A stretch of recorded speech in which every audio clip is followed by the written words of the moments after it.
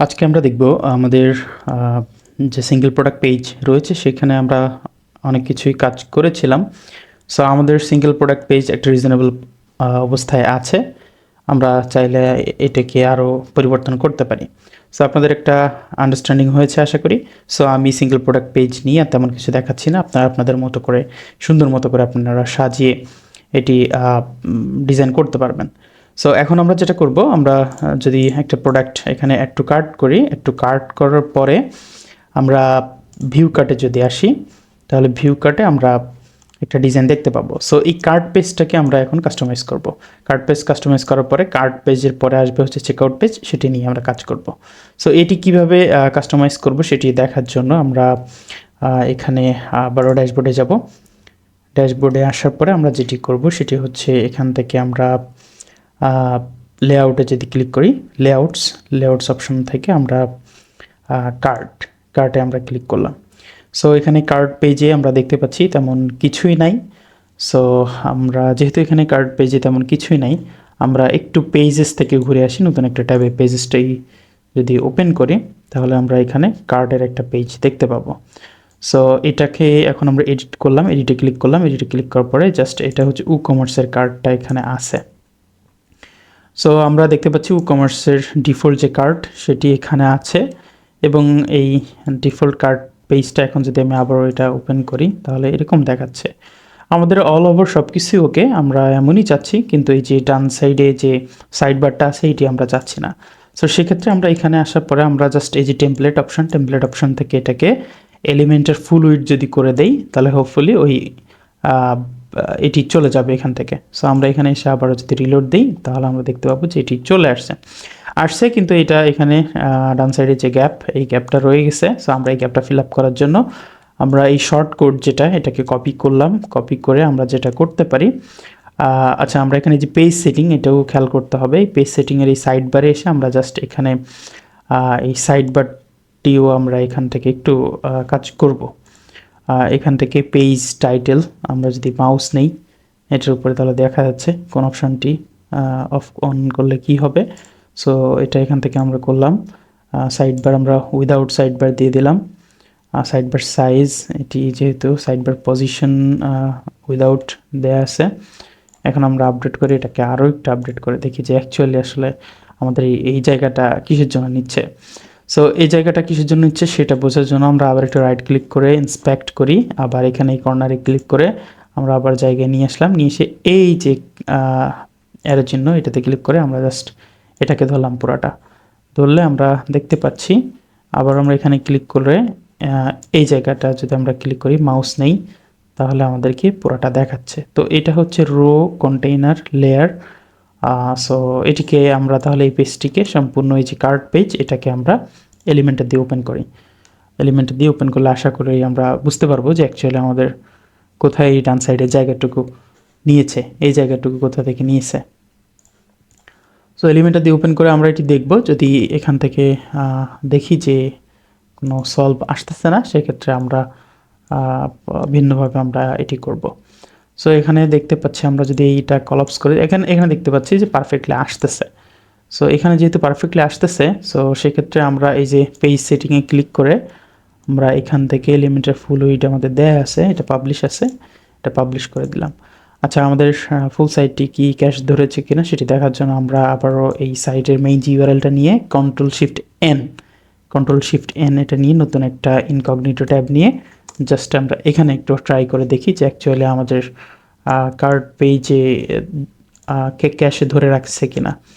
এখন আমরা view card পেজে যদি যাই, ফাইনালি আমরা দেখতে পাচ্ছি যে আমাদের এখানে আগে একটু ক্যাশে ধরে রাখছিল বলেই এখানে জায়গাটা নিয়ে নিচ্ছিল। এখন কিন্তু পারফেক্টলি সব কিছু এখানে ঠিকঠাক আছে, কুপন কোয়ান্টিটি এভরিথিং সব পারফেক্টলি আছে।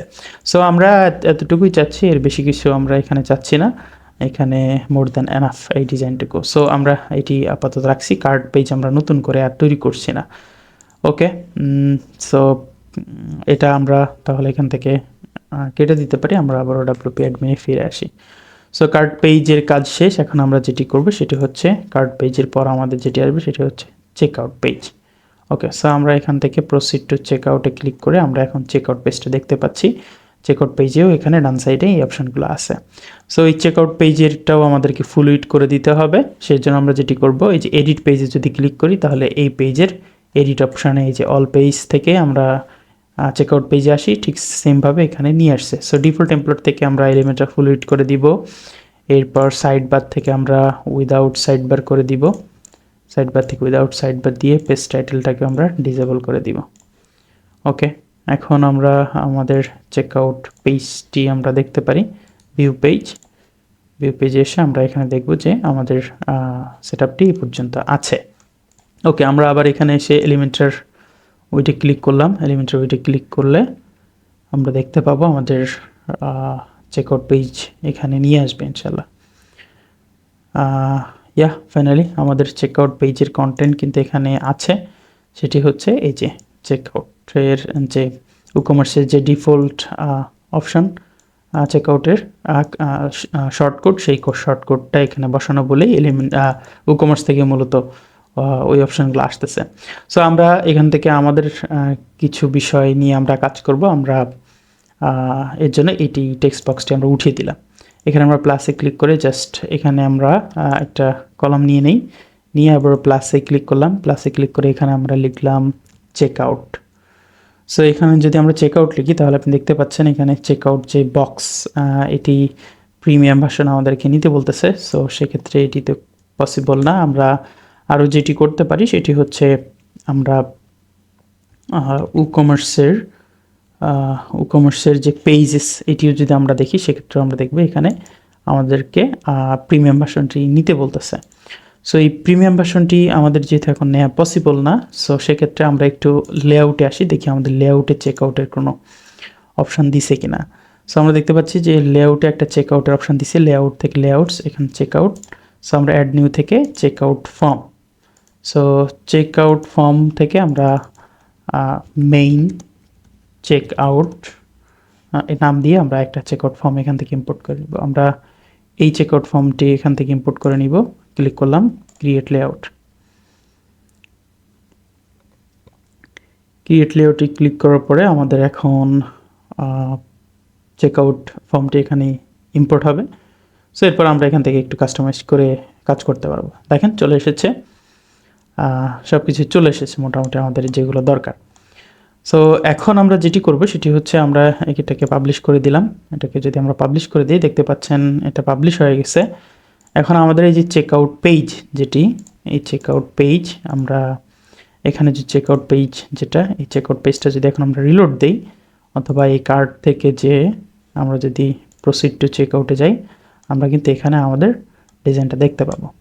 সো এখানে আমরা আরও বেশ কিছু কাজ করবো, যেমন এই যে বিলিং ডিটেলসে first name, last name, company name, reason, এই অপশানগুলো আসলে আমাদের এত কিছু দরকার নাই, এত এক্সট্রা জিনিস আমাদের দরকার নাই। এটা সম্পূর্ণ ইন্টারন্যাশনাল মার্কেটকে ফলো করে তৈরি করা। আমাদের বাংলাদেশি ওয়েবসাইটগুলোতে আমরা মেইনলি এখানে ফার্স্ট নেম লাস্ট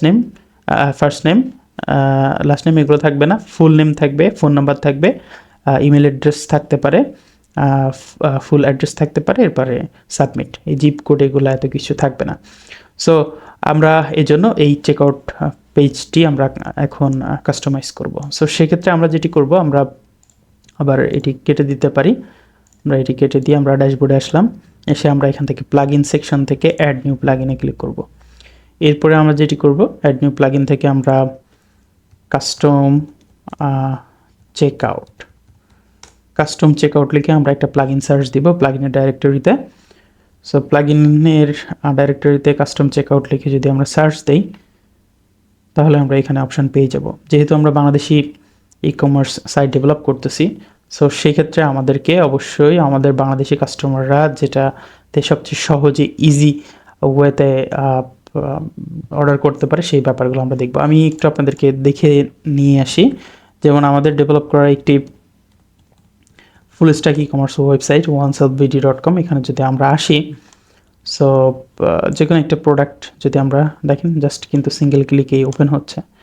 যে কোনো একটা প্রোডাক্ট যদি আমরা বাই নাওতে ক্লিক করি এখন, সো দেখতে পাচ্ছেন জাস্ট নাম, ফোন নাম্বার এবং ঠিকানা, এবং একটা নোট দেয়া আছে এখানে, দিয়েই কিন্তু এখানে অর্ডার নাও অপশান। আমরা যদি আমাদের ডেভেলপ করা একটি ওয়ার্ডপ্রেস ওয়েবসাইট আমরা এখানে দেখি nora.com.bd, এটাতেও যদি আমরা ভিজিট করি তাহলে দেখতে পাচ্ছেন এখানে আমরা যদি যে কোনো একটা প্রোডাক্ট একটু অ্যাড টু কার্ট করে আমরা অর্ডারে যাই, চেকআউটে যাই, তাহলে সেক্ষেত্রে আমরা একটা সাইজ চুজ করে, আচ্ছা এটা আউট অফ স্টক, সবগুলো most probably out of stock,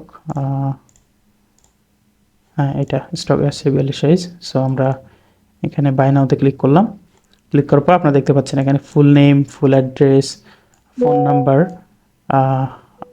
email addresses এগুলো রয়েছে। ওকে, সো আমরা এভাবেই এটি কাজ করব। এটি কাজ করার জন্য আমরা একটু এখান থেকে আমরা যে প্লাগইনটি ইনস্টল করব সেটি আমরা দেখিয়ে দিই। আমরা জাস্ট এই যে ACO ওয়েবস এই অথরের যে প্লাগইনটি চেকআউট ফিল্ড এডিটর এটি আমরা ইনস্টল করব। সো এটি আমরা দেখতে পাচ্ছি এখানে আমাদের ইনস্টল করা আছে অলরেডি। সো আপনি ইনস্টল করে অ্যাক্টিভ করবেন।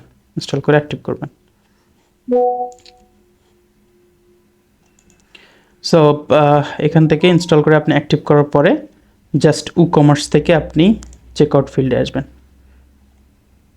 চেকআউট ফিল্ডে এসে জাস্ট এখান থেকে নামগুলো আপনি চেঞ্জ করে দিবেন। সো আমি এই যে লাস্ট নেম যেটা এটাকে ক্রস করে দিলাম, এটা এখন ডিসেবল করতে হবে আমাদের। তো এটার উপর ক্লিক করে আমরা জাস্ট এটাকে ডিসেবল এবং রিকর্ড এটা উঠাই দিলাম। দেওয়ার পরে এটাকে আমরা জাস্ট প্লাসে ক্লিক করব। এখানে প্লাস ক্লিক করলে এটা ফুল কলাম, ফুল এই রো জুড়ে চলে আসবে এবং এটাতে ক্লিক করার পর এই ফার্স্ট নেম যেটা লেখা এখানে আমরা লিখে দিলাম ফুল নেম। ওকে, এবং কোম্পানি নেম আমাদের দরকার নেই, এটিও আমরা ডিসেবল করে দিব। কান্ট্রি আমাদের দরকার নাই, সব বাংলাদেশি কাস্টমার। স্টেট অ্যাড্রেস, এই অ্যাড্রেসটি আমাদের দরকার। সো আমরা এখানে স্টেট অ্যাড্রেস না দিয়ে আমরা এখানে দিয়ে দিলাম ফুল ADDRESS অ্যাড্রেসেস। ওকে, অ্যাপার্টমেন্ট এটাও আমাদের দরকার নাই। টাউন সিটি এটাও আমাদের দরকার নাই। আমরা কান্ট্রি স্টেট এটাও আমাদের দরকার নাই, দুটো অফ করে দিলাম। পোস্ট কোড এটাও দরকার নাই। ফোন নাম্বার দরকার আছে, ইমেল অ্যাড্রেসটাও আমাদের দরকার নাই। সো আমরা এটিও অফ করে দিলাম। অফ করে দিয়ে আমরা জাস্ট এখন সেভ চেঞ্জেসে ক্লিক করি। সেভ চেঞ্জেসে ক্লিক করার পরে এখন আমরা চেকআউটে এসে জাস্ট এখানে একটা রিফ্রেশ দিই। হোপফুলি আমাদের এখানে বাকি যে এক্সট্রা যতগুলো ফিল্ড ছিল সব কিছু চলে গেছে। Full name, full address, phone number. Just কাস্টমারে এসে নাম, ঠিকানা এবং ফোন নাম্বার দিয়ে সে অর্ডার করতে পারবে। এবং এখানে অর্ডার নোটটাও এখানে রাখা উচিত, কারণ অনেক সময় কাস্টমারের অনেক কোনো কুয়েরি থাকে এই অর্ডারের সাথে। এবং শিপ টু ডিফারেন্ট অ্যাড্রেস এটি আসলে থাকবে না, এটিকে আমরা হাইড করে দিব। সো দেখতেই পাচ্ছেন কিভাবে আমরা খুব সহজেই কাস্টম চেকআউট এডিট করতে পারি। এখানে আরও অনেকগুলো প্লাগইন রয়েছে, আপনি সেগুলো ট্রাই করে দেখতে পারেন। তবে আমরা যতগুলো ক্লায়েন্টদের কাজ করেছি সেগুলোতে আমরা এই প্লাগইনের মাধ্যমে করে খুব ভালো আউটপুট পেয়েছি। ওকে।